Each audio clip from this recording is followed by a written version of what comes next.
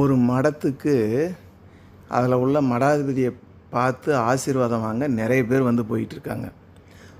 அதனால் அந்த மடாதிபதி வரவங்க எல்லாரும் இருந்து உண்பதற்கு பெரிய கட்டடம் ஒன்று கட்ட முடிவு செய்கிறார். அதுக்காக நன்கொடை பலரிடம் கேட்குறாரு. நன்கொடை கொடுப்பவர்கிட்ட வாங்கிக்கிறார். அப்பொழுது அந்த ஊரிலே பெரிய பணக்காரர் வந்து மடாதிபதிகிட்ட ஒரு செக்கை நன்கொடையாக தரார். அந்த செக்கை வாங்கி பார்த்துட்டு மடாதிபதி தன் பையில் வச்சுக்கிறார். மடாதிபதி வந்து பணக்காரருக்கு ஒன்றுமே சொல்லலை. மடாதிபதி ஒன்றுமே சொல்லாமல் இருக்கிற பணக்காரர், நான் கொடுத்த செக்கில் எவ்வளோ பணம் இருக்குதுன்னு பார்த்தீங்களா?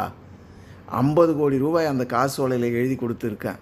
ஒரு நன்றி கூட இந்த மடாதிபதிக்கு சொல்ல தெரியலையே அப்படின்னு முணுமுணுக்கிறார்.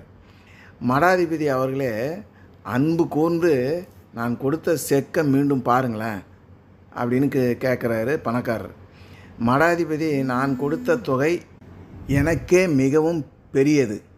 50 கோடிக்கு நான் உங்களுக்கு கொடுத்திருக்கிறேன். அதனால் என்ன என்கிறார் மடாதிபதி. ஒரு நன்றி கூட நீங்கள் சொல்லலையே.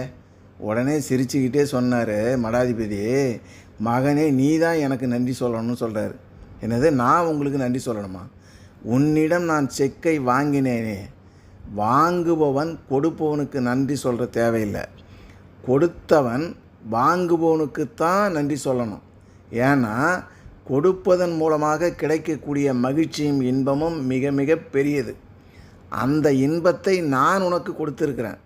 அதனால் நீ தான் எனக்கு நன்றி சொல்லணுமே தவிர நான் உனக்கு நன்றி சொல்ல வேண்டியதில்லை. அதனால் கொடுப்பது என்பது தான் முக்கியமானது.